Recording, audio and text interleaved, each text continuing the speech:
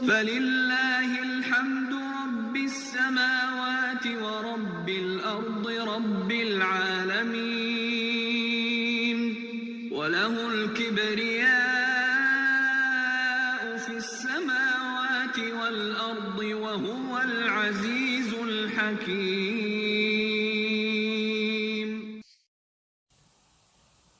Salam alaikum wa rahmatullahi wa barakatuh. Dans cette vidéo, j'aimerais voir avec vous. Je vais essayer de faire des cas pratiques. C'est pas évident parce qu'il me faut le consentement des personnes, Inch'Allah. Et j'essaye bien sûr de respecter leur volonté, de ne pas donner d'informations les concernant. Ici, nous avons quelqu'un que je suis depuis un petit moment, Inch'Allah. Et donc, on fait un suivi soutenu depuis quelque temps. Et voilà ce qu'il me demande. Il me dit, subhanallah, alors j'ai une question, je me vois souvent coucher allongé en rêve sur un matelas ou autre. Est-ce que tu penses que ça a un lien avec le fait que je dorme très peu, 5 heures par nuit? Je suis censé faire 7 à 8 heures de sommeil. Islamiquement, est-ce que j'ai le droit de dormir tous les jours après une prière de Maghrib et prier juste Isha avant le Fajr? Donc il veut dormir après le Maghrib et prier juste avant le Fajr. Alors je lui fais une réponse que voici. Salam alaikum wa rahmatullahi wa barakatuh. Écoute, je sais pas, peut-être c'est une amorce ton rêve. Si ça continue, il y a sûrement une suite et tu l'oublies. Donc sois vigilant, on verra ce que ça donne par la suite. Concernant ta question pour faire l'Aïcha avec le Fajr, tu peux le faire, mais il est quand même recommandé de faire les prières dans leur temps, mais au début de leur temps, c'est mieux. C'est-à-dire à l'heure. Tu peux bien sûr la décaler si tu es pas chez toi, si tu sais que tu vas rentrer chez toi, que tu peux la faire chez toi. Mais dans ce cas-là, ce que tu peux faire, c'est tu peux faire la prière comme tu peux au moment où ça se présente en rapide, et après tu refais une aïcha propre et bien comme il faut, toujours dans son temps avant le Fajr. Comme quand on est en voyage par exemple et qu'on peut pas faire la prière chez soi. Par exemple, tu prends le bus pour aller à Paris, ça te prend 8 heures, et ben tu fais toutes les prières dans leur temps. Et quand tu arrives à Paris, si tu peux, ben tu fais 2 unités pour rattraper chaque prière. Voilà, avant le Fajr, Inch'Allah. Voilà, c'est comme ça. Ensuite, bien sûr, il me fait une réponse vocale, mais il ne veut pas que sa voix apparaisse. Voilà la suite. Ma question, c'est si je fais une habitude en été, alors, il me dit que en été, vu qu'il y a 5 heures entre deux prières, est-ce que j'ai le droit de prier Aïcha avant le Fajr, c'est-à-dire la dernière prière du jour avant la nouvelle prière du nouveau jour, sachant que actuellement je dors entre 5 heures, je suis en perte d'énergie et dans mon cas, j'essaye de remonter un maximum mon énergie avec le Coran et le dhikr. On m'a dit que c'était contre-productif et de ne pas assez dormir. Allahu a'lam. Ensuite, il ajoute, honnêtement, je sais que les prières à l'heure sont importantes, mais je sais aussi que je fais du mal, que je me fais du mal. Ça fait 8 mois que je dors 5 heures par nuit et je me pose sincèrement des questions car je sais que la prière doit être facilitée au maximum. Barakallahu fik pour ta réponse. Alors voilà ma réponse.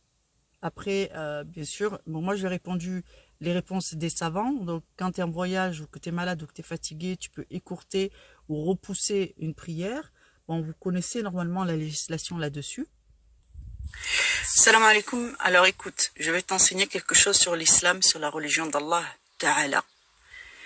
Si ta santé en pâtit au point que tu as des troubles de la digestion, tu as des troubles de la vision, tu as des troubles de la concentration, tu perds connaissance, tu tombes malade, alors tu peux procéder comme tu veux, dans le sens où tu peux effectivement reporter l'Aïcha à son dernier moment, juste avant le Fajr. Maintenant, il convient dans l'intention de faire confiance à Allah. Si Allah considère que il nous a donné les prières obligatoires, mais lui, il sait pertinemment, parce que c'est lui qui a créé les cieux et la terre, que ça va être difficile pour vous de manquer de sommeil, mais qu'il vous l'a quand même imposé ainsi, c'est parce qu'il y a un bénéfice, une bénédiction que tu ne découvriras jamais si tu t'arranges à chaque fois avec les lois. Si ta santé en pâtit, que tu es dans une période fragile, et qu'effectivement ce manque de sommeil vient aggraver la situation. Alors, ton intention, c'est de pouvoir maintenir les prières plutôt que de les oublier ou de ne pas te réveiller ou de les manquer. Donc, Allah acceptera que tu colles l'Aïcha avec le Fajr. Mais si tu es en bonne santé, que c'est juste la fatigue d'un peu de privation, de beaucoup même de privation qui te dérange, sache que Allah veut nous faire expérimenter quelque chose auquel tu n'accéderas pas si à chaque fois tu t'arranges. À toi de voir dans ton intention, dans quelle situation tu es, et donc quelle est la meilleure option. Maintenant, sache que Allah est savant et il sait exactement ce qu'il nous a imposé. D'accord? C'est pas un accident que les prières soient si rapprochées, que la nuit soit si courte. C'est la volonté d'Allah. Maintenant, à toi de choisir, parce que tel est l'islam, c'est à l'évaluation, chacun d'entre nous est capable d'évaluer son propre état à partir du moment où il connaît la loi, et il s'applique à lui-même ce qui est meilleur au regard d'Allah. Voilà, qu'Allah te facilite. Salam. Voilà.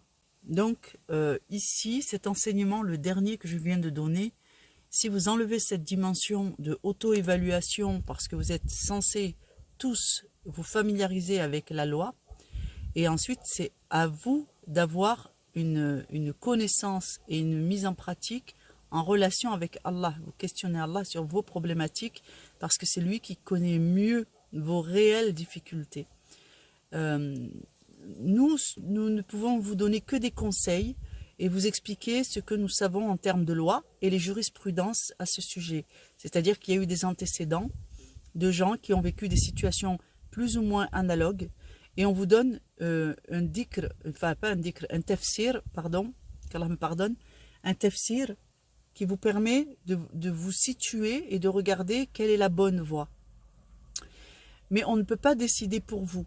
Ça, c'est votre part, parce que telle est la religion. Chacun d'entre nous doit vouer un culte à Allah, entretenir une relation personnelle à Allah, consulter la communauté et ensuite décider par lui-même de ce qu'il pense qu'Allah préfère pour lui. Vous savez qu'on ne doit pas se charger avec l'adoration au point de se détruire. Mais vous savez aussi qu'on ne peut pas sous-estimer ce qu'Allah nous a demandé, parce qu'il y a une bénédiction qui se cache dans chaque acte d'adoration, dans chaque contrainte, dans chaque chose qu'Allah nous impose. Ensuite, si vous avez encore un doute, sachez que Allah ne valide vos bonnes actions qu'à travers leurs intentions. Lorsque vous prenez la décision d'écourter vos prières que vous faites dans le bus, je reprends l'exemple du bus, parce que vous savez que vous êtes dans un déplacement qui dépasse les 80 km, que vous ne pourrez pas rentrer pour faire vos prières dans des bonnes conditions, mais que vous êtes attaché au fait de au moins donner les adorations en temps et en heure. Vous faites vos unités de prière assis dans les conditions que vous pouvez, même si vos ablutions ne sont pas parfaites, faites des ablutions sèches. Et quand vous rentrez et que vous arrivez dans un lieu sûr, vous faites vos ablutions et vous avez le droit de faire 2 unités pour chaque prière, et donc de les décaler, mais quand même de vous en acquitter. Les gens qui sont dans des situations comme celle-là peuvent évaluer leur état. Il y en a qui préfèrent ne pas faire les prières parce que leurs ablutions ne sont pas parfaites. Il y en a qui préfèrent faire 2 unités plutôt que rien.